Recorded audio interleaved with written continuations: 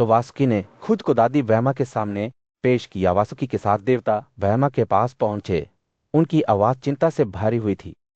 हे देवताओं के स्वामी, उन्होंने कहा, वासुकी अपनी मां के शाप के घर से बहुत पीड़ित है। यह आपका कर्तव्य है कि आप इस दुख को दूर करें जिसने उसके दिल को छेदा है। उन्होंने वैमा से वासुकी की सेवा और भक्ति को स्वीकार करते हुए उसे राहत देने के लिए प्रार्थना की। वैमा ने उनकी बातों को ध्यान से सुना और एक पल के लिए सोचा। फिर एक कोमल मुस्कान के साथ उन्होंने कहा, समय आ रहा है। जो दुष्ट हैं वे नष्ट हो जाएंगे, लेकिन जो गुणी हैं उन्हें बख्शा जाएगा। जरत्करु का जन्म हो गया है और ब्राह्मण श्री जरत्करु तीव्र तप में लगे हुए हैं। वासुकी को अपनी बहन को उचित समय पर उसे देने दे। देवताओं ने वैमा के शब्दों पर खुशी जताई, ये जानते हुए कि श्राप जल्द ही हटा दिया जाएगा। वैमा के संदेश से प्रेरित होकर वासुकी, जो अभी भी अपनी मां के श्राप से पीड़ित था, अपने कर्तव्य को पूरा करने के लिए निकला। उसने सभी सांपों को बुलाया, जिनमें से कई अपने कर्तव्यों के प्रति हमेशा चौकस थे, और उन्हें जरातकरु की देखभाल करने का निर्देश दिया। जब वह एक पत्नी मांगता है तो वासुकी ने आदेश दिया, मुझे तुरंत सूचित करें, हमारी जाति का कल्याण इस पर निर्भर करता है। इन शब्दों के साथ जरातकरु का भाग्य और सर्प राज्य का भविष्य अधर में लटका हुआ था। क्योंकि भक्ति और कर्तव्य की कहानी सामने आती रही, उनकी सभा के बीच में एक बुद्धिमान और पूज्यशील सौनक अपने कथाकार मित्र सौती की ओर एक जिज्ञासु भाव के साथ मुड़े। हमें बताएं, हे सुत के पुत्र, उन्होंने कहा, महान जरत्करु को पृथ्वी पर इस नाम से क्यों जाना जाता है? इससे पीछे क्या अर्थ है? सौती की आंखें चमक उठी जब उन्होंने प्राचीन काल की कहानी बुनना शुरू किया। जा रहा हम कहते हैं जिसका अर्थ है वैत और कारों का अर्थ है विशाल। सौती ने समझाया, उसकी आवाज सफाई के पार ले जाती है। इस महर्षि के पास एक बार एक विशाल शरीर था, लेकिन गंभीर तपस्या के माध्यम से उन्होंने धीरे धीरे इसे अपने वर्तमान रूप में कम कर दिया।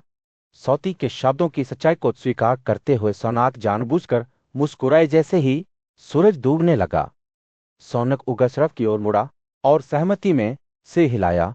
मैंने वह सब सुना है जो आपने अब तक साझा किया है, उसने कहा, लेकिन मैं जरत्करु के बेटे आस्तिका के बारे में और जानना चाहता हूं। सौती की आंखें एक बार फिर चमक उठी जब वह अपनी कहानी में बस गया। एक दूर के देश में सतकाजा वासुकी लंबे समय से अपनी बहन को बुद्धिमान श्री जरत्करु को देने की इच्छा रखता था। हालांकि 3 हफ्तों में बदल गए और श्री तपस्या के प्रति अपनी भक्ति में अडिग रहे। एक पत्नी की तलाश करने से इनकार कर दिया। उनका जीवन संतति नियंत्रण में था और वो निडरता से पृथ्वी पर घूम रहा था, सांसारिक इच्छाओं से मुक्त था। इस बीच कौरव वंश में जन्मे राजा परीक्षित ने एक अलग क्षेत्र में हिरणों और जंगली जानवरों का बेजोड़ कौशल से शिकार करते हुए जंगल में घूमते रहे। एक दिन उनके तेज तीर ने जंगल की गहराई में भाग रहे एक राजसी हाथी को भेजते हुए सच कर दिया। काजा ने उसका पीछा किया। उनका धनुष अपने कंधे पर झुक गया, जैसे कि किसी अदृश्य बल द्वारा चलाया गया हो। जैसे ही सूरज उसके ऊपर गिरा, परीक्षित का हुआ और प्यासा हो गया। वह एक गाय के कलन में बहके हुए एक शी से टकरा गया, जो दूध चूसने वाले बर्फड़ों के जात से पी रहा था। सम्राट पास आया, अपना धनुष उठाया, लेकिन शी चुप रहे, अपने मौन की प्रतिज्ञा से बंधे रहे। परीक्षित ने शी के इरादों को गलत समझते हुए, उसे किसी तरह का तपस्वी समझते हुए अपने कंधे पर एक मरा हुआ सांप रख दिया। शी ने बिना किसी विरोध के अपमान को सहन किया। राजा को अपनी गलती का एहसास हुआ और वह अपनी राजधानी लौट गया, जबकि शी अपनी खामोशी में बने रहे। बाद में ही परीक्षित को पता चला कि उसने खुद जरत्करु के अलावा किसी और के साथ अन्याय नहीं किया है, जो एक उनीशी थे जिन्होंने करुणा के साथ अपमान सहन किया था। यह पहली बार नहीं था जब राजा को इस तरह के ज्ञान का सामना करना पड़ा था। यह आखिरी नहीं होगा। जैसे ही रात के आसमान में तारे चमकने लगे, सौती की कहानी ने एक नया धारा पकड़ लिया। शिजा जंगल के बीचों बीच सौती की कहानी उसे दुख और ज्ञान के धागे से बुनी हुई एक चित्रमाला की तरह सामने आई। शक्तिशाली से श्रृंगेरी का गुस्सा तब भड़क उठा जब उसे पता चला कि उसके पिता कृष को अभिमन्यु के पुत्र राजा परीक्षित ने अपमानित किया है। जैसे ही श्रृंगेरी कृषा के पास पहुंचा, उसकी आवाज गुस्से से कांप उठी, पिता, आप अपने कंधे पर एक मरा हुआ सांप क्यों रखते हैं? भूख और प्यास से थका हुआ कृषा ने शोक की कहानी का खुलासा किया। वह राजा परीक्षित के साथ शिकार कर रहा था जब उसने एक बेड़े के हाथी को घायल कर दिया और जंगल में उसका पीछा किया। राजा थका हुआ और भूखे कृषा के पास गया था, जो अपनी मौन प्रतिज्ञा का पालन कर रहा था। राजकुमार यह ना जानते हुए कि कृषा एक पवित्र प्रतिज्ञा के तहत था, उसने वेद सांप को अपने कंधे पर रख दिया था, यह सोचकर कि यह एक प्रतिक्रिया को उत्तेजित करेगा। यह कहानी सुनकर श्रृंगेरी की आंखें गुस्से से चमक उठी। उसने ये जानने की मांग की कि राजा परीक्षित ने इस तरह के व्यवहार के लिए क्या गलत किया है। कृष्णा ने समझाया कि राजा शपथ से अनजान होने के बावजूद करुणा और सम्मान के योग्य था। शी का गुस्सा केवल तब और बढ़ गया जब उसे एहसास हुआ कि उसके पिता की गरिमा से समझौता किया गया है। हृदय से लथपथ शब्दों के साथ श्रृंगेरी ने राजा परीक्षित को शाप दिया, अपनी तपस्या की शक्ति का आह्वान करते हुए, सर्पों का पराक्रमी राजा तक्षक 7 रातों के भीतर उस दुष्ट सम्राट को यम के राज्य में ले जाएगा। कृष्ण के शब्द दुख और अफसोस से भरे हुए थे, क्योंकि उसने अपने बेटे को क्रोध में डूबते देखा था। जैसे ही श्रृंगेरी अपनी प्रतिज्ञा पूरी करने के लिए दौड़ा, उसने अपने पिता को अभी भी मृत सांप के साथ ढाए कलम में बैठे पाया। शी का गुस्सा फिर से भड़क उठा और उनके चेहरे पर दुख के आंसू बहने लगे। उन्होंने अपने पिता को संबोधित करते हुए कहा, पिता, मैंने गुस्से में उस दुष्ट राजा को शाप दिया है। 7 दिनों के भीतर यक्षका उसे मृत्यु के निवास पर ले जाएगा। कृष्ण के शब्द श्रृंगेरी के गुस्से को गर्मी के दिन की हल्की हवा की तरह तोड़ देते हैं। बच्चे, मैं तुमसे खुश नहीं हूं। तपस्वियों को इस तरह से आम नहीं करना चाहिए। हम उस महान राजा के क्षेत्र में रहते हैं, वह हमारी न्यायपूर्वक रक्षा करता है और हमारी करुणा का हकदार है। शी के पिता ने राजा और उसकी प्रजा के बीच नाजुक संतुलन को समझाया कि कैसे सम्राट ने व्यवस्था बनाए रखी और पवित्र संस्कारों का पालन सुनिश्चित किया। जैसे ही श्रृंगेरी ने अपने पिता की बातें सुनी, उनके मन में समझदारी की एक झलक दिखाई दी। शी ने महसूस किया कि राजा परीक्षित ने अज्ञानता से काम किया है, द्वेष से नहीं। उनका गुस्सा शांत होने लगा। उनकी जरा गादा को जल्दबाजी में शाप देने के लिए पश्चाताप की भावना आने लगी। कृष्ण की बुद्धिमत्ता ने श्रृंगेरी के क्रोध की लपटों को शांत कर दिया था और वे धर्म के संतुलन को बनाए रखने में क्षमा और करुणा के महत्व को समझ गया था। उस पल में 100 घने जंगल के बीचों बीच ही समिका अपनी प्रतिज्ञा को ध्यान में रखते हुए मौन बैठे हुए थे। उनका छोटा बेटा श्रृंगेरी तप में लगा हुआ था, लेकिन जब उसने राजा परीक्षित को अपने पिता का अनादर करते देखा तो उसका क्रोध भड़क उठा। गुस्से में श्रृंगेरी ने राजा को शाप दिया कि वह एक घातक सांप तक्षक से मारा जाए। समिका ने अपने बेटे की भलाई के लिए दया और चिंता से प्रेरित होकर अपने शिष्य गौरमुख को एक संदेश के साथ राजा के पास भेजा। गौरमुख को समिका के कठोर शब्दों को व्यक्त करने से पहले राजा के कल्याण के बारे में पूछताछ करने का निर्देश दिया गया था। जैसे ही वह राजा के महल के पास पहुंचे, सम्राट और उनके मंत्रियों ने गौरमुख का स्वागत किया। गौरमुख ने समिका के शब्दों को विस्तार से बताया, जो उतने ही क्रूर थे जितने वह सच्चे थे। राजा, जो पहले से ही समिका के प्रति अपने पिछले कार्यों के लिए पश्चाताप कर रहे थे, शाप को सुनकर और भी दुखी हो गए। उन्हें एहसास हुआ कि उनके अनादर ने घटनाओं की एक श्रृंखला को जन्म दिया था, जिससे यह भयानक भविष्यवाणी हुई। राजा, जो स्वयं एक तपस्वी था, अफसोस और चिंता से भर गया। उसने गौरमुख को दूर भेज दिया। समिका से दया की गुहार लगाते हुए राजा ने तब अपने मंत्रियों से परामर्श किया, जिन्होंने उसे आसन्न विनाश के खिलाफ सावधानी बरतने की सलाह दी। एक स्तंभ पर एक अच्छी तरह से संरक्षित हवेली बनाई गई थी, जो डॉक्टरों, दुआओं और कुशल ब्राह्मणों से घेरी हुई थी। जैसे जैसे सातवां दिन नजदीक आया, यक्षका का सामना एक बूढ़े ब्राह्मण के भेष में कश्यप से हुआ, जो एक बुद्धिमान और विद्वांसी थे। कश्यप ने राजा परीक्षित के लिए आसन खतरे के बारे में सुना था और सांप के काटने के बाद उसे ठीक करने के लिए जल्दबाजी की थी। हालांकि तक्षका ने अपनी असली पहचान का खुलासा किया और कश्यप की यात्रा को रोक दिया। आप मेरे द्वारा काटे गए को ठीक करने में असमर्थ हैं, तक्षक ने विजय के संकेत के साथ कहा। कश्यप विचलित हुए बिना आत्मविश्वास से जवाब दिया, मेरे पास सीखने की शक्ति है और मैं आपके जहर के बावजूद राजा को ठीक कर दूंगा। दो शक्तिशाली ताकतों घातक सांप तक्षक और बुद्धिमानसी कश्यप के बीच एक महाकाव्य टकराव के लिए मंच तैयार था। जंगल के बीच में, जहां प्राचीन पेड़ हवा को रहस्य बताते थे, दो शक्तिशाली प्राणियों, कश्यप प्रसिद्ध ब्राह्मण और यक्षक सांपों के राजा के बीच एक पौराणिक टकराव सामने आया। हवा तनाव से जीवित थी, क्योंकि तक्षका ने कश्यप के सबसे निर्जीव प्राणियों को भी पुनर्जीवित करने की शक्ति रखने के दावे को चुनौती दी थी। ज्ञान कर आंतरिक प्रकाश से चमकती उसकी आंखें, यक्षका ने कश्यप से एक आवाज में बात की जो जंगल में गूंजती थी, यदि आप वास्तव में मेरे द्वारा काटे गए किसी भी प्राणी को पुनर्जीवित करने में सक्षम हैं, तो इस बनियान पेड़ को पुनर्जीवित करें जिसे मैंने काट लिया है और जिसे निर्जीव बना दिया है। शब्द आज्ञा के साथ कपकते हैं, जैसे कि कश्यप को अपनी योग्यता साबित करने की हिम्मत करते हैं। यक्षका की चुनौती से विचलित हुए बिना कश्यप ने शांति से जवाब दिया, अगर आप इतने झुके हुए हैं तो खुद पेड़ को काट ले। आपके जहर के बावजूद मैं इसे पुनर्जीवित कर दूंगा। ऐसा लग रहा था कि हवा प्रतीक्षा के साथ कंपन कर रही है, जैसे कि तक्षका एक तेज और घातक प्रहार के साथ बनियान पेड़ में काट रहा है।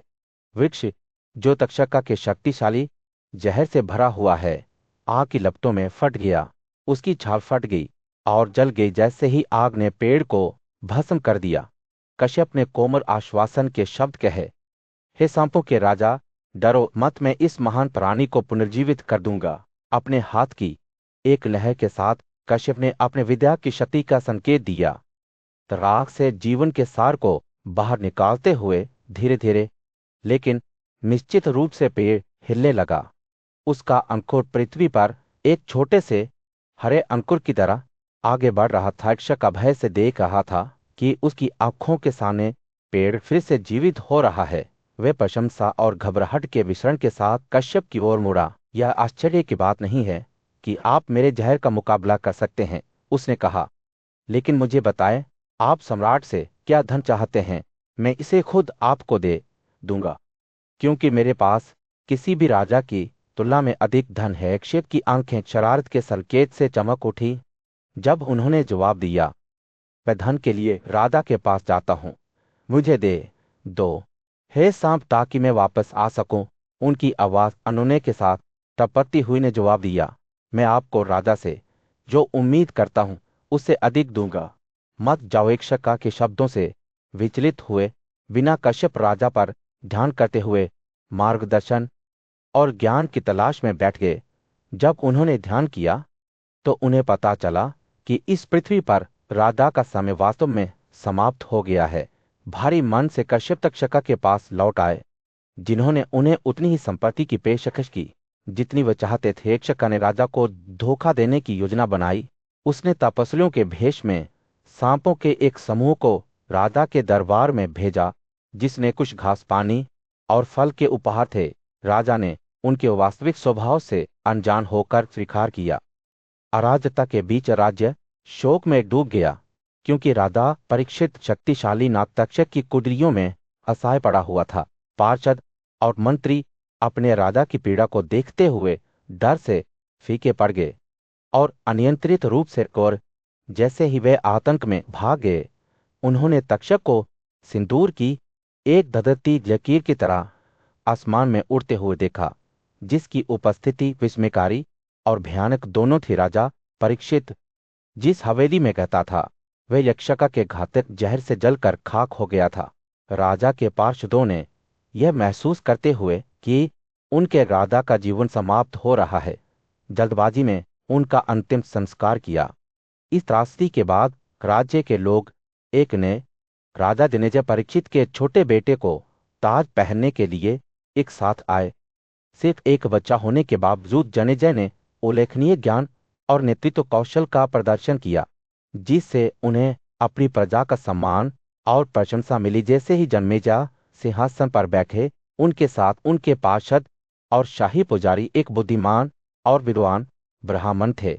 उनके मार्गदर्शन में राज्य समृद्ध हुआ। जन्मेजा ने अपने महान पूर्वजों के समान बहादुरी और वीरता का प्रदर्शन किया। उनके मंत्रियों ने उनकी महानता से प्रेरित होकर रणनीतिक विवाहों के माध्यम से गठबंधन करके अपने सम्राट की स्थिति को मजबूत करने की कोशिश की। इस बीच देश के एक दूर कोने में जरातक्रुक नाम का एक महान तपस्वी आध्यात्मिक ज्ञान की अथाह खोज से प्रेरित होकर पृथ्वी पर घूमता रहा। वह स्वतंत्र रूप से घूमता रहा, कठोर तपस्या करता रहा और पवित्र जल में स्नान करता रहा। उसका एकमात्र पोषण वायु ही थी। जैसे जैसे वह भूमि को पार करता गया, जरातक्रुक का भौतिक रूप कमजोर होने लगा, जो उनके तपस्वी मार्ग के प्रति उनके अटूट समर्पण का एक प्रमाण था। एक दिन एक गड्ढे के पास ध्यान करते हुए जरातकारों ने एक भयानक दृश्य देखा। अपने पूर्वजों की आत्माएं, जिनके से दुख में झुक गए थे, वीराना की जड़ों के एक धागे से लटक गए थे। एक विशाल चूहा, जो समय की अतक शक्ति का प्रतीक था, इस नाजुक जीवन रेखा पर उतर गया, जो पिता को शाश्वत अंधेरे में डुबोने की धमकी दे रहा था। करुणा और जिज्ञासा से प्रेरित होकर जरकरो पीड़ित आत्माओं के पास गए और उनकी दुर्दशा के बारे में पूछा। उन्होंने खुद को यवर संप्रदाय के शियों के रूप में प्रकट किया, जो अपनी कठोर प्रतिज्ञाओं और तपस्वी पथों के लिए प्रसिद्ध थे। शियों ने समझाया कि वे समय की तबाही का शिकार हो गए थे। बच्चों के खोने से उनके अस्तित्व का धागा कमजोर हो गया था। एक त्रासदी जिसने पवित्र क्षेत्रों के साथ उनका संबंध तोड़ दिया था। जरकरो ने ध्यान से सुना जब पितियों ने उनसे एक पत्नी लेने और बच्चे पैदा करने का अनुरोध किया, जिससे उनकी पैतृक वंशावली की निरंतरता सुनिश्चित हुई। उन्होंने उन्हें चेतावनी दी कि उनकी तपस्या हालांकि सराहनीय थी, लेकिन अंततः उन्हें समय के रसातल से बचाने के लिए अपर्याप्त थी। शियों ने खुलासा किया कि जरकरो के अस्तित्व का धागा धीरे धीरे समय द्वारा निगल लिया जा रहा था, जिससे न केवल उनके मोक्ष को खतरा था, बल्कि उनके अस्तित्व को भी खतरा था। जंगल में जरातक्रो नामक एक ब्राह्मण भारी मन से भटक रहा था, अपने दुख से भारित था। उसकी आंखें आंसू से भरी हुई थी। वह अपने पितरी के पास गया, जो पक्षियों की तरह एक पेड़ पर लटका हुआ था। उनके चेहरे कांपते हुए और थके हुए थे। जरातक्रो ने कहा, तुम मेरे पिता और दादा हो। उसकी आवाज कांप रही थी। मुझे बताएं कि मुझे तुम्हारी भलाई के लिए क्या करना चाहिए। मैं तुम्हारा वह पापी बेटा हूं। जरातक्रो, मुझे मेरे पाप पूर्ण कार्यों के लिए दंडित करो, एक दुष्ट जो मैं हूं। पितरी उसे दयालु आंखों से देख रहे थे। उनके चेहरे चिंता से उकेरे हुए थे। हे वे के भाग्य से तुम इस स्थान पर अपनी भाग दौड़ के दौरान आए हो। उन्होंने कहा, तुम एक पत्नी क्यों नहीं ले रहे हो? तुम बसने और एक परिवार शुरू करने के लिए पर्याप्त बूढ़े हो। जरकरो का दिल और डूब गया जब उसने ब्रह्मचारी रहने और अपने शरीर को दूसरी दुनिया में ले जाने के अपने संकल्प को याद किया। लेकिन पितरी के शब्दों ने उसके भीतर कुछ जागृत कर दिया था और वह चीजों को अलग तरह से देखने लगा। उसने उनसे कहा कि अगर उसे अपने नाम की कोई लड़की मिल जाए तो वह शादी कर लेगा, जो भरण पोषण की उम्मीद के बिना उसे खुद को दान कर देगी। मैं उसे दान के रूप में स्वीकार करूंगा, उसने कहा, और वह संतान होगी जो आपको मोक्ष लाएगी। पितरी मुस्कुराए, उनके चेहरे आशा से जगमगा रहे थे। सौती ने अपनी कहानी जारी रखते हुए कहा कि जरकरो फिर से धरती पर एक ऐसी दुल्हन की तलाश में भटक गया जो उसकी शर्तों पर खरी उतरती हो। वह अब एक बूढ़ा आदमी था और उसका दिल दुख से दर्द कर रहा था कि वह उसे खोजने में सफल नहीं हुआ था। लेकिन अपने पूर्वजों द्वारा निर्देशित वह दबाव डालता रहा जो वे उससे चाहते थे।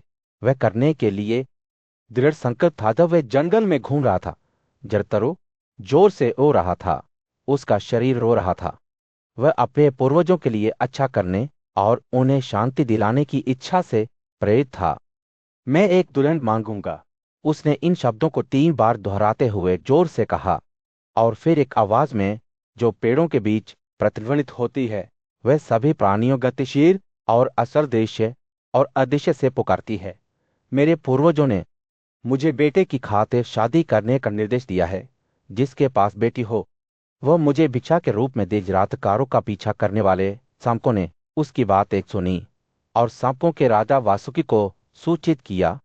वासुकी आभूषणों में अलंकृत लड़की को अपने साथ ले गया और जंगल में जरातकारों से मिलने चला गया।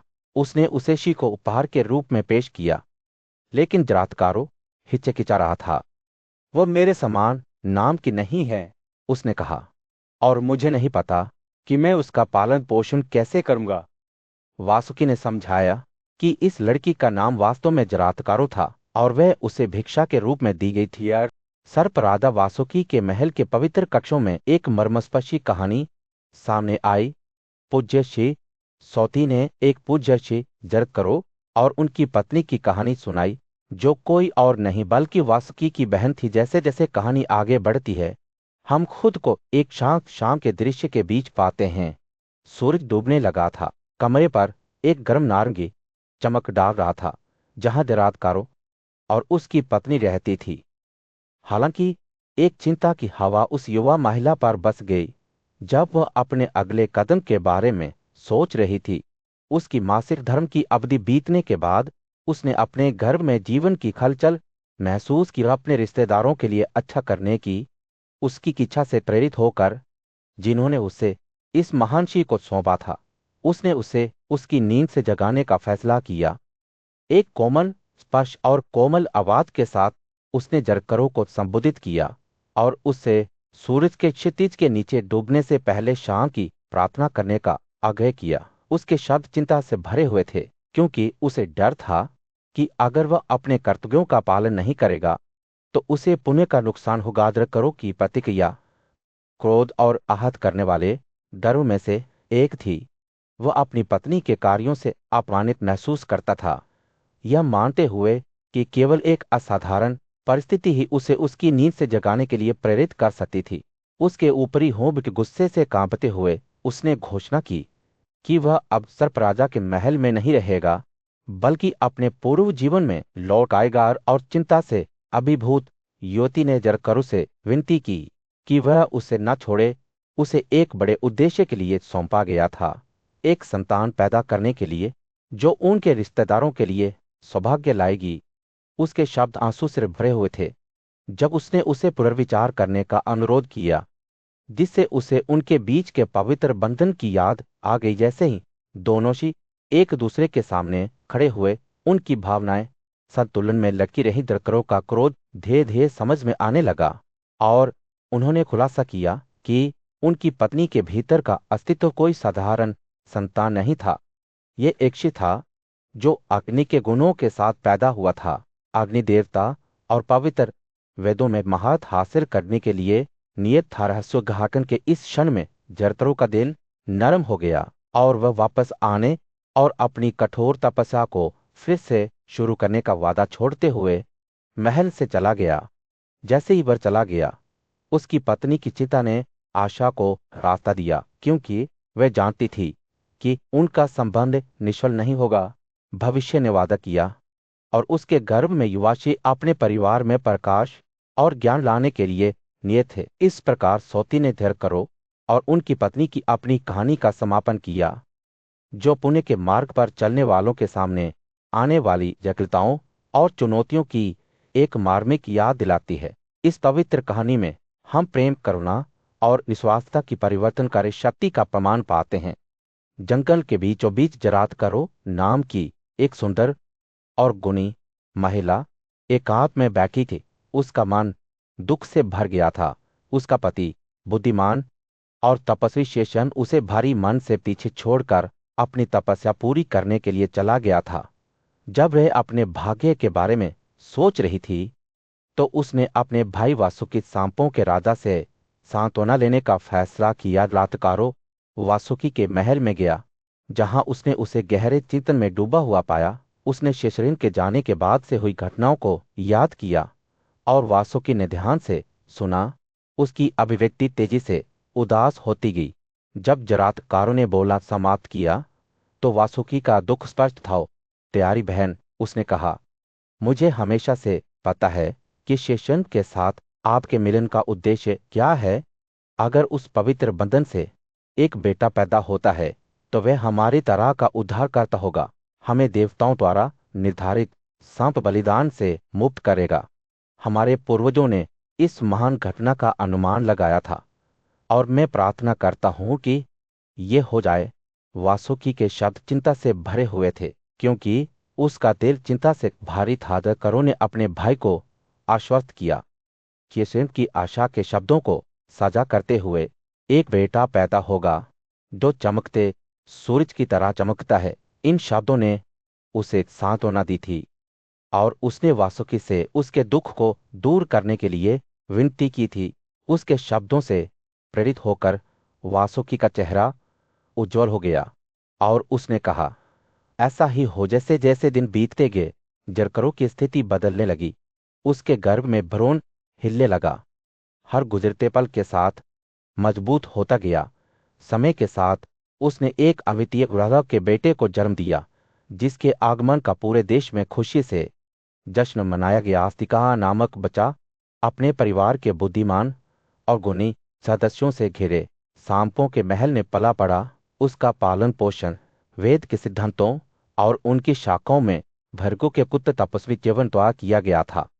छोटी उम्र से ही आस्तिका ने अपनी प्रतिज्ञाओं के प्रति अटूट प्रतिबद्धता का प्रदर्शन करते हुए महान बुद्धि, सद्गुण और पवित्रता का प्रदर्शन किया। जैसे जैसे वे परिपक्व होता गया, आस्तिका उन सभी लोगों के लिए खुशी का विषय बन गया जो उसे जानते थे, जिसमें सांप भी शामिल थे, जो उसे अपने उद्धारक के रूप में पूजते थे। उसका नाम आस्तिका शेषरिन द्वारा कहे गए शब्दों का एक प्रमाण था। जब वह चला गया, वहां है, जिसका अर्थ है कि वास्तव में एक पुत्र का जन्म होगा। और इसलिए आस्तिका एक उज्ज्वल व्यक्ति में विकसित हुआ, महादेव के स्वर्ग रूप की तरह चमक रहा था, जो आकाश के स्वामी थे और उन सभी के लिए खुशी लाए जो उसे घेरते थे। ऋषियों की सभा में सोनाक ने सोती से राजा परीक्षित के स्वर्गारोहण की कहानी सुनाने का अनुरोध किया, जैसा कि उनके बेटे जन्मेजय ने बताया था। सौती ने यह कहते हुए कहानी सुनाना शुरू किया कि जन्मेजय ने अपने मंत्रियों से उनके पिता के जीवन और मृत्यु के बारे में पूछा था। राजा ने स्वयं अपने सलाहकारों से पूछा था, मुझे सब कुछ बताएं, क्योंकि मैं जानना चाहता हूं कि मेरे महान पिता परीक्षित ने अपना अंत कैसे किया। अगर यह दुनिया के लिए फायदेमंद है तो मैं कुछ आदेश दूंगा, अन्यथा मैं कुछ नहीं करूंगा।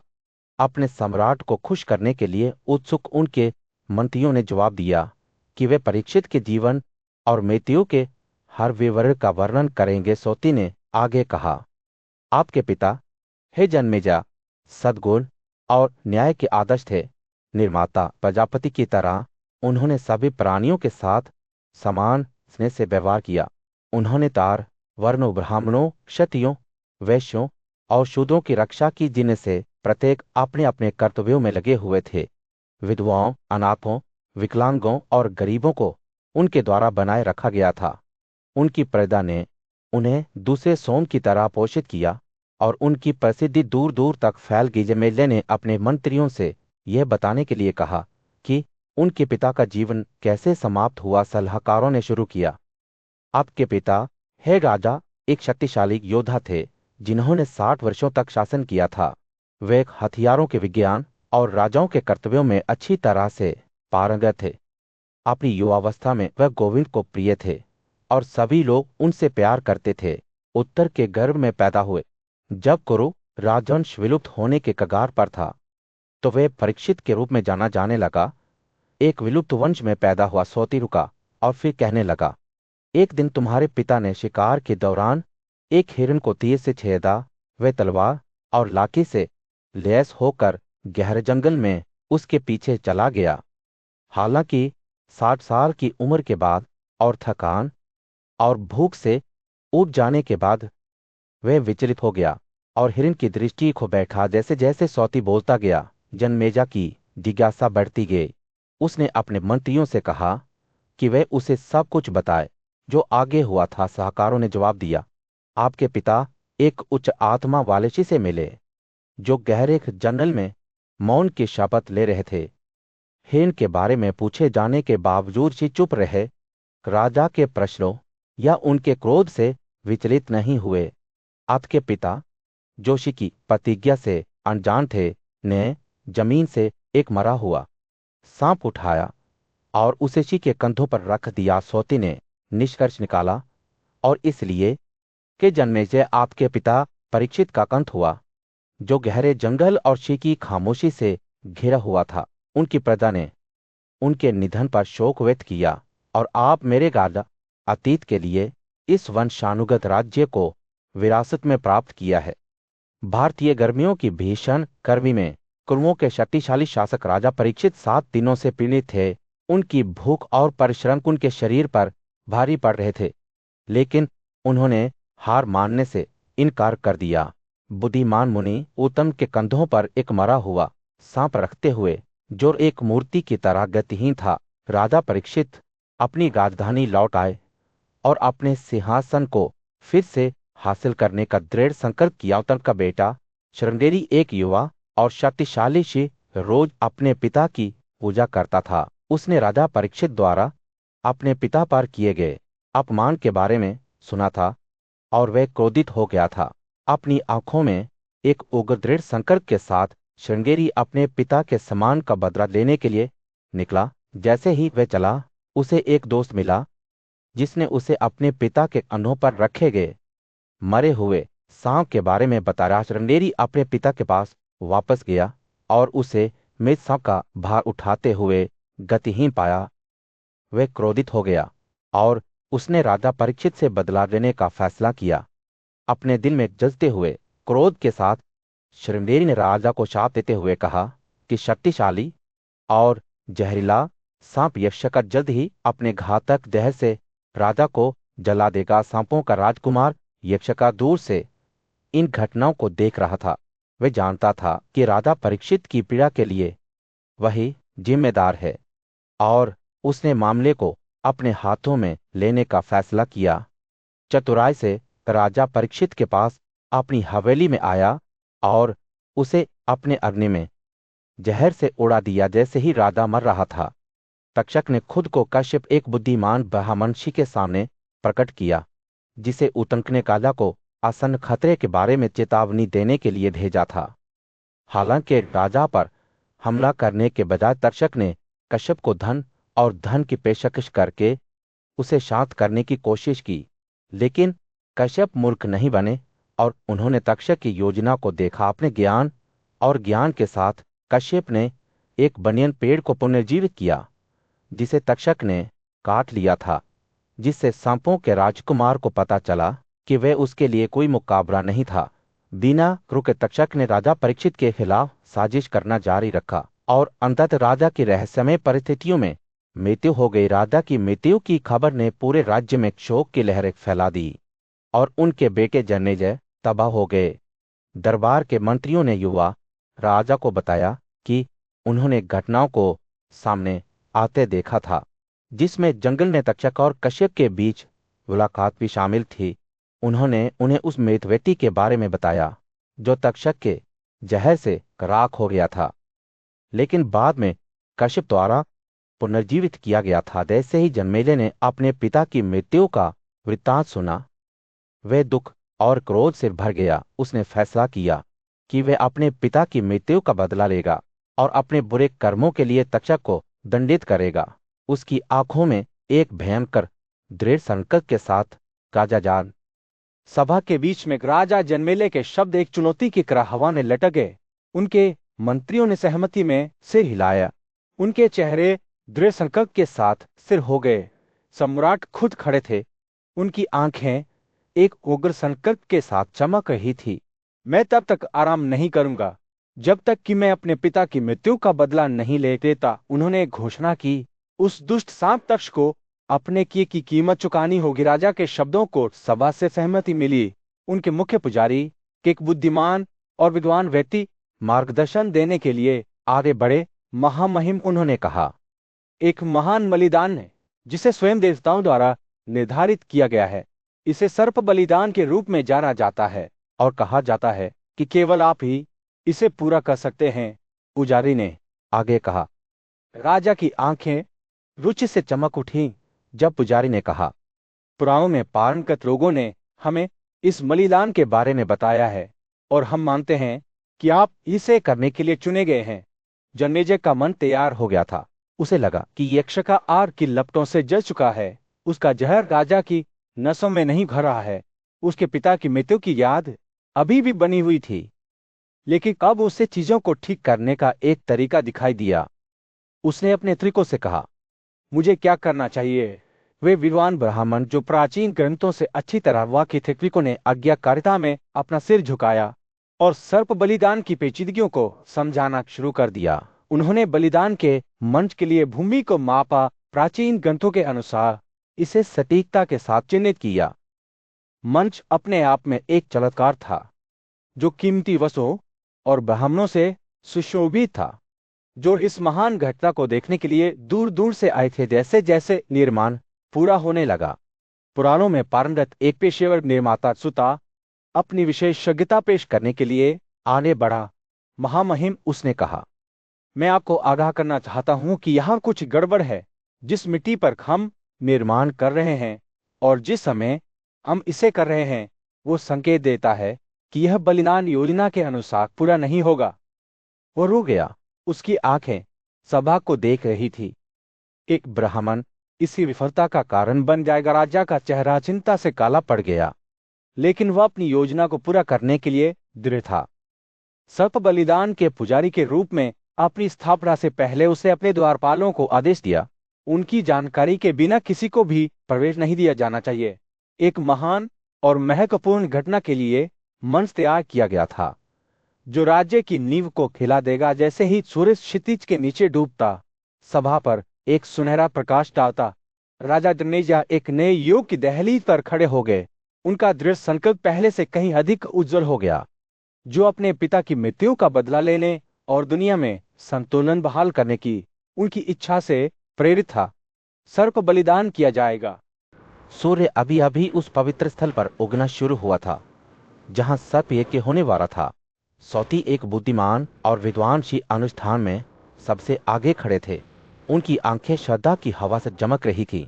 बलिदान करने वाले पुजारी काले कपड़ों में पहने हुए अपने चारों ओर घूमते धुआं से अपनी आंखें लाल करते हुए उद्देश्यपूर्ण कदमों के साथ आग की ओर बढ़ रहे थे। जैसे ही वे पास पहुंचे, पुजारी पवित्र मंत्रों का जाप करने लगे। उनकी आवाजें एक लेबद लय में उठ रही थी और गिर रही थी। उन्होंने आग की लपटों में स्पष्ट मक्खन डाला। सोने का तरल 1000 छोटी सी चिंगारी की तरह आग की जी पर नाच रहा था। सौती ने ध्यान से देखा जब पुजारी सांपों के नामों का आह्वान कर रहे थे और उन्हें आग की वेदी के सामने आत्मसमर्पण करने के लिए कह रहे थे। हवा उम्मीद से भरी हुई थी और उनके पैरों के नीचे धरती कांप रही थी। और फिर जैसे किसी अनदेखे आदेश का जवाब देते हुए सांप हिलने लगे। वे छाया से बाहर निकले। उनके शरीर जीवित सांपों की तरह घूम रहे थे और घूम रहे थे। पुजारियों ने अपना मंत्र जारी रखा। आग में अधिस्पष्ट मक्खन डाला और सांपों ने अपनी तबाही को महसूस करते हुए गिरना शुरू कर दिया। शुरू में यह केवल एक छोटा सा सांप था। कुछ ही छोटे सांप एक आदमी के हाथ की लंबाई दलीय रोने के साथ आग की लपटों में गिर रहे थे, लेकिन जल्द ही गति तेज हो गई और सांप बड़ी संख्या में आ गए। उनके शरीर आग में गिरने पर जीवित चाबुकों की तरह कांप रहे थे। पुजारी जप कर रहे थे। उनकी आवाज बलिदान के शोर से ऊपर उठ रही थी। से सांप काले, सांप नीले, सांप सभी आग की खाई में एक जैसे गिर पड़े। उनके रोने की आवाज हवा में निराशा के कोरस की तरह गूंज रही थी। कुछ ने केवल एक कोस को लंबाई में मापा, जबकि अन्य ने योजना या आकार में गोकर्ण तक बढ़ाया। वे हराका और रंग में आए। उनके शरीर उड़े और विकृत हो गए क्योंकि वे आग की लपटों के आगे झुके। पुजारियों ने अपना अनुष्ठान जारी रखा। आग में और अधिक मक्खन डाला और सांप गिरते रहे। उनकी संख्या अनथिन लग रही थी। कुछ एक आदमी की जांच के रूप में मोटे थे, जबकि अन्य हाथियों की जर्दी या पागल हाथियों के शक्तिशाली शरीर की तरह लग रहे थे। उनके रंग शुद्ध सफेद से लेकर गहरे काले रंग तक थे और कुछ एक दूसरी दुनिया की रोशनी से चमकते दिख रहे थे। जैसे ही बलिदान अपने चरम पर पहुंचा, हवा जलते हुए मांस की तीखी गंध से भर गई और गे हुए सांपों के वजन के नीचे जमीन कांप रही थी। सौती ने आश्चर्य से देखा कि पुजारी अपने अनुष्ठान को समाप्त कर रहे थे। अंतिम सांप आग की लपटों में एक काले सी कुर्ते छाया की तरह गिर रहा था। उसके बाद जो सन्नाटा था वह लगभग स्पष्ट था। केवल आग के शिंग फटने और एक अकेले पक्षी के दूर से चिल्लाने से टूट गया। पुजारी पीछे खड़े हो गए। उनकी आंखें श्रद्धा से बंद हो गई। जैसे ही सौती बोलने लगा, उसके शब्द बलिदान और भक्ति की कहानी बुनते थे जो चारों ओर गूंजती थी। एक भगैर सभा के बीच में टेक पूज्य श्री सौनक ने एक बुद्धिमान कथाकार सौती से एक सवाल पूछा। कौन सम्मानित श्री थे? उन्होंने पूछा। परीक्षित के पुत्र राजा जन्मेजय के सब बलिदान से कौन त्रिक और सदस्य बने? हम उनके नाम जानना चाहते हैं ताकि हम समझ सके कि उनमें से किसे अनुष्ठानों का ज्ञान था। सौती ने अपनी आंखों में चमक के साथ उन बुद्धिमान व्यक्तियों के नामों का पाठ करना शुरू कर दिया। चंद भार्गव एक महान प्रतिष्ठित ब्राह्मण और त्यवन के वंश में पैदा हुए इस यज्ञ में होतरी या मुख्य पुजारी थे। वे वेदों पर अपनी महारत के लिए प्रसिद्ध थे। सौती ने आगे कहा, औस एक बुजुर्ग ऋषि को उदगति के रूप में नियुक्त किया गया था जो पवित्र भजनों का जाप करते थे।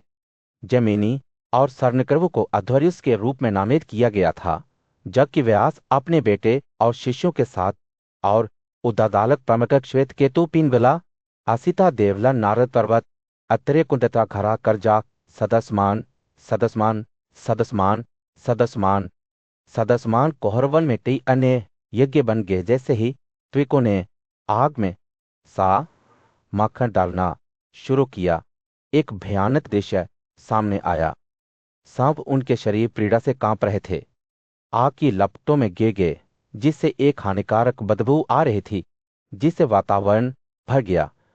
सांपों के रोने जो गिर गए और जो अभी भी हवा में हैं ने एक असहनीय शोर मचा दिया। इस बीच सांपों का राजकुमार यक्ष का देवताओं के राजा से सुरक्षा मांगते हुए इंद्र के महल में भाग गया। इंद्र, मैंने गलती की है, तक्षका ने कबूल किया, और मुझे अपनी जान का डर है। इंद्र तक्षका की विनम्रता से प्रसन्न होकर उसे आश्वस्त किया, हे सांपों के राजकुमार, डरो मत, क्योंकि मैंने तुम्हारी ओर से दादी को खुश कर दिया है। तुम सुरक्षित हो। हालांकि सांपों का राजा वासुकी दुख और दुख में डूबा हुआ था। उसका परिवार घटता जा रहा था और उसने उनकी पीड़ा का कोई अंत नहीं देखा।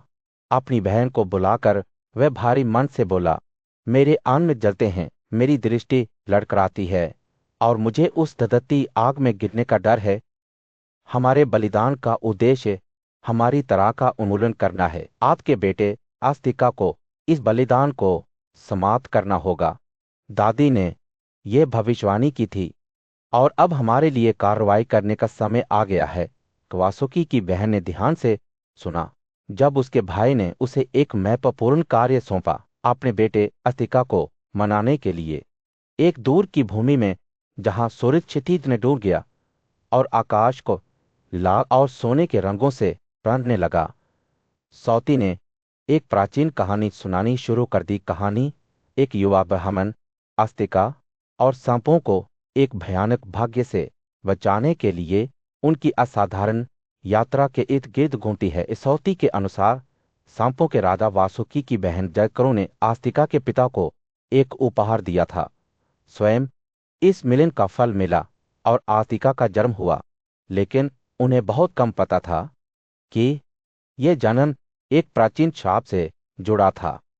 सभी सांपों की मां कद्रू ने अपने बेटों को शाप दिया था कि उन्होंने घोड़ों के राजकुमार ऊंचाई शव का झूठा प्रतिनिधित्व करने से इनकार कर दिया था, जिससे विनता का बदल हो गया था। जैसे ही कहानी सामने आई, सौती ने खुलासा किया कि सांपों के राजा वासुकी ने देवताओं से सुरक्षा मांगी थी। जब अमित का मंथन किया जा रहा था, देवता वासुकी को आगे रखते हुए दादी के पास गए और उनकी दया की गुहार लगाई। ब्रह्मा ने जवाब दिया, जरकरो अपने लिए जरकरो नाम की एक पत्नी ले लेगा, उससे पैदा हुआ ब्राह्मण सांपों को मुक्त कर देगा। निराश वासुकी ने अस्तिका से कहा कि वह उन्हें आसन्न विनाश से बचाने के लिए चुना गया था। उसने समझाया कि उसकी मां का अभिशाप पूरा हो जाएगा और वे सभी जन्मेजय के बलिदान में नष्ट हो जाएंगे।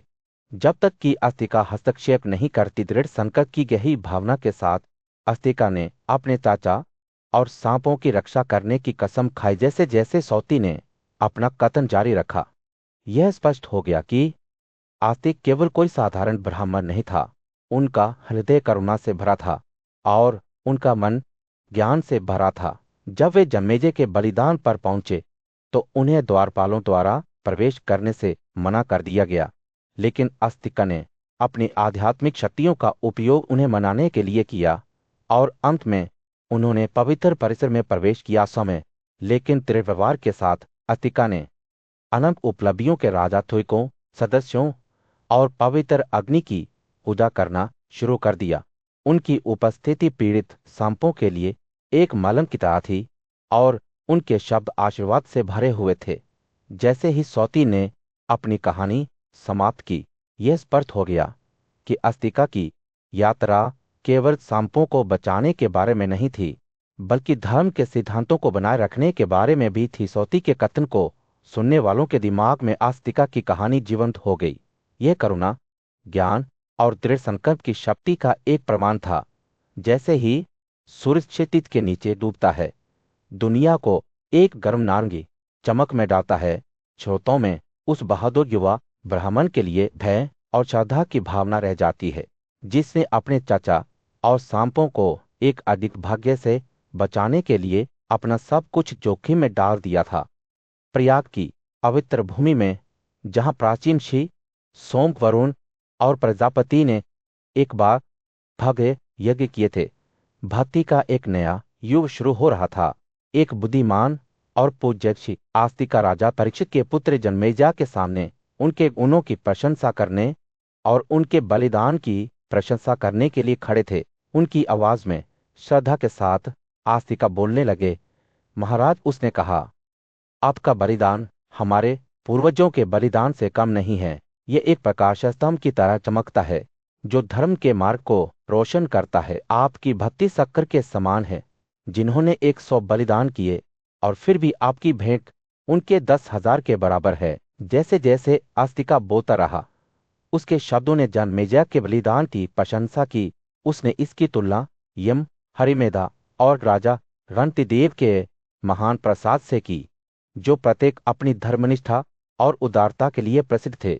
राजा के अपने अनुष्ठान को माया, सासविंदु और वैश्रवण के समान कहा जाता था, जिन्होंने सभी बलिदान किए थे, जिन्हें आने वाले युगों तक याद किया जाएगा। जैसे जैसे वे जन्मेजय के बलिदान के गुणों की प्रशंसा करते गए, आस्तिका की आवाज और भी तेज होती गई।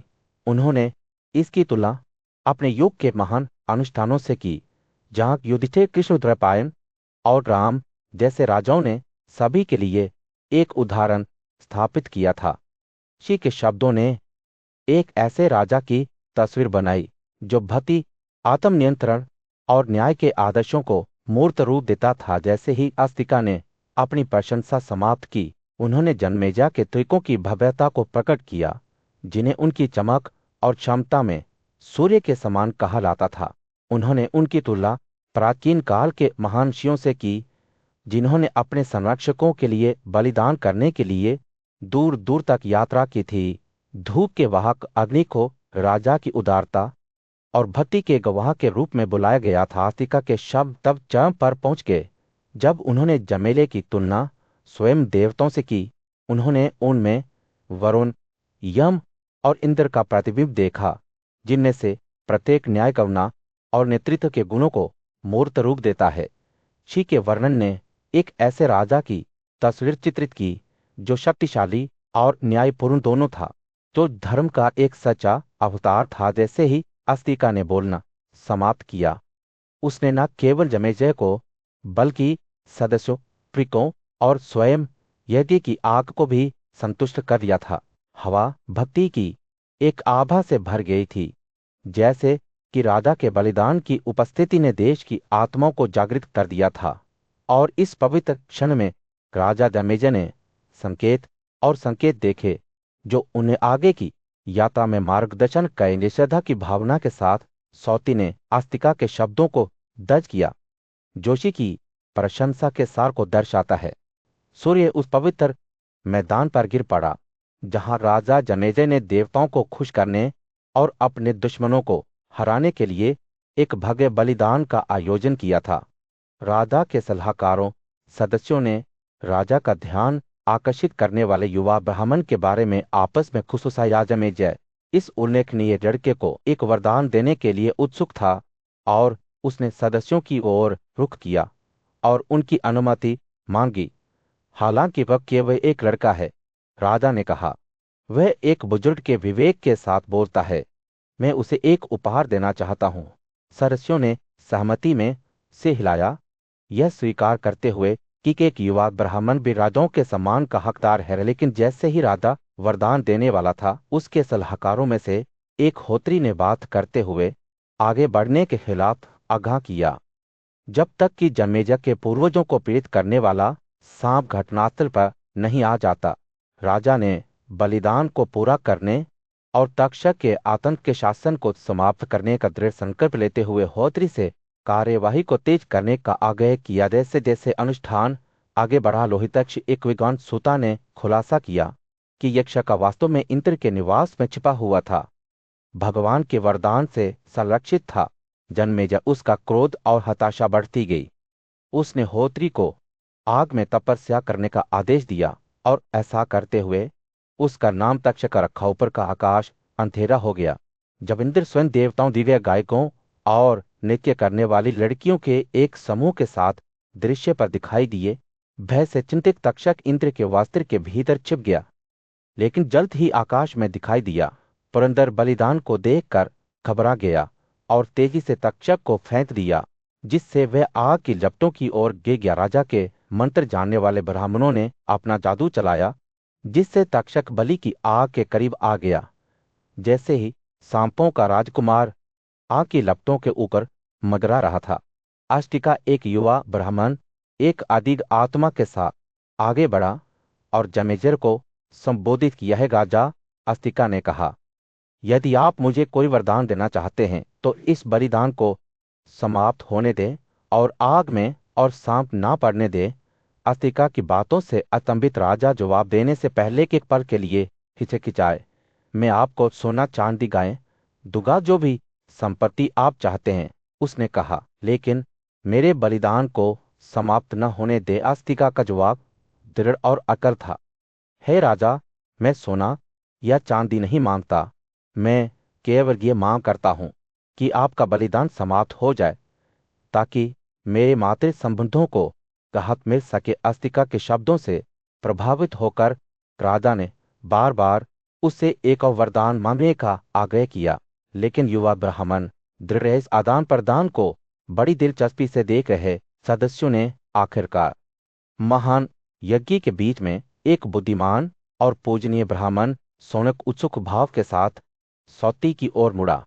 इस सुत के पुत्र, उसने कहा, जिज्ञासा से भरी उसकी आवाज, मैं उन सभी सांपों के नाम सुनना चाहता हूं जो इस सर्पयज्ञ की आग में गे सौती कथावाचक जानबूझकर मुस्कुराया और उन सांपों की कहानी सुनाने लगा जो जलती हुई लपटों में अपने भाग्य का सामना कर चुके थे। हजारों और दसियों हजार और अरबों सांप आग में गिर गए। उसने कहा, उसकी आंखें क्षितिज को ऐसे देख रही थीं जैसे कि वह दृश्य ही बदल रहा हो। हे सबसे उत्कृष्ट ब्राह्मण, इतनी बड़ी संख्या है कि मैं उन सभी को गिनने में असमर्थ हूं। जैसे ही सौती बोल रहा था, उसके शब्दों ने अपने आसपास जमा हुए लोगों के दिमाग में जीवन छवियों की एक चित्रकारी बुनाई। उसने वासुकी के वंश से पैदा हुए प्रमुख सांपों को टिस्सामानस, पूर्णकाला और कई अन्य के नामों से शुरुआत की, जिनमें से प्रत्येक पिछले की तुलना में अधिक डरावना था। ये नीले लाल और सफेद सांप उनके शरीर विशाल और घातक थे, आग के खिलाफ असहाय थे, जो उन्हें मक्खन की धूप की तरह खा गई थी। इसके बाद सौती ने यक्षकों की जाति में पैदा हुए लोगों के बारे में बात की। कुछंड मंडलक वैनक और कई अन्य हर एक को देखने के लिए एक आतंक था। उनके रूप भयानक थे, उनकी शक्ति महान थी और उनका जहर जलती हुई आग के समान था। जैसे ही सौती ने उनके नामों का पाठ किया, यह ऐसा था जैसे इन सांपों की आत्माएं राख से उठें। उनकी आंखें भयंकर तीव्रता से जल रही थी। यह कहानी एरावत की जाति में पैदा हुए सांपों के साथ जारी रही। पर्वता, पारिजात, पंडारा और खरेना ये बहुत तेज और विषाक्त सांप थे, जो अपनी इच्छानुसार किसी भी रूप को धारण करने और किसी भी स्तर की शक्ति में महारत हासिल करने में सक्षम थे। और फिर कौरव की जाति में पैदा हुए लोग थे, इराका, कुंडल, वैनी और कई अन्य, जिनमें से प्रत्येक शक्ति और क्रूरता का चमत्कार था। अंत में सौती ने धृतराष्ट्र की जाति में पैदा हुए सांपोप, संकोकरण, पिखरक, कुथारा और कई अन्य सांपों के बारे में बात की। ये सांप हवा की गति और विषाक्त जहर से संपन्न थे। उनके रूप सृष्टि की असीम शक्ति का प्रमाण है। जैसे ही सौती ने अपनी कहानी समाप्त की, सभा चुप हो गई, बलिदान की विशालता के बारे में सोचने में खो गई। हे ब्राह्मण, उसने अंत में कहा, इस प्रकार मैंने उन प्रमुख सांपों के नाम पढ़े हैं जो अपनी उपलब्धियों के लिए व्यापक रूप से जाने जाते हैं। मैं सभी का नाम नहीं ले सका, संख्या अनगिनत है। इन सांपों के बेटे और पोते जो आग से पैदा हुए थे और अपनी माताओं के क्रोध से शापित थे, बहुत अधिक थे। सूर्य विशाल सभा स्थल पर अस्त हो रहा था, जहां राजा जन्मेजय की सरबली कई दिनों से चल रही थी। राजा का उत्साह कम हो गया था और सांपों को आग में फेंके जाते देख उनका दिल बेचैनी से भर गया था। लेकिन फिर कुछ अप्रत्याशित हुआ। जैसे ही राजा अष्टक का वरदान देने वाला था, यक्ष का वह सांप जिसे इंद्र ने अपने हाथों से फेंक दिया था, आग की लपटों में गिरने से इनकार करते हुए हवा में घूम रहा था। राजा जन्मेजय की जिज्ञासा भड़क उठी और उसने सती से पूछा, यक्ष का क्यों नहीं गिरता? क्या इन बुद्धिमान ब्राह्मणों के मंत्र शक्तिशाली नहीं है? सती ने समझाया कि अष्टिका ने तक्षशिला की ओर से हस्तक्षेप किया था और कहा था कि उसे गिरने से रोकने के लिए 3 बार ठहरो। राजा इस घटना से हैरान था और उसने अस्तिका का वरदान देने का फैसला किया। जैसे ही यज्ञ समाप्त हुआ, सभा के मैदानों में जय जयकारों की झड़ी लग गई। राजा जन्मेजय बहुत खुश हुए और उन्होंने अपने त्रिकों, सदस्यों और समारोह दिखने आए सभी लोगों पर धन और उपहारों की बौछार की। उन्होंने बुद्धिमान ब्राह्मण सुता लोहितच को भी भव्य पुरस्कार दिया, जिन्होंने भविष्यवाणी की थी कि एक ब्राह्मण सब यज्ञ में बाधा गारेगा। समारोह के समापन के साथ राजा जन्मेजय ने सांपों को आग से बचाने में अपनी भूमिका के लिए प्रसन्न और आभारी होकर अस्तिका को घर भेज दिया। जैसे ही अस्तिका अपने चाचा और मां के पास लौटा, उसने उन घटनाओं के बारे में विस्तार से बताया जो घटित हुई थी।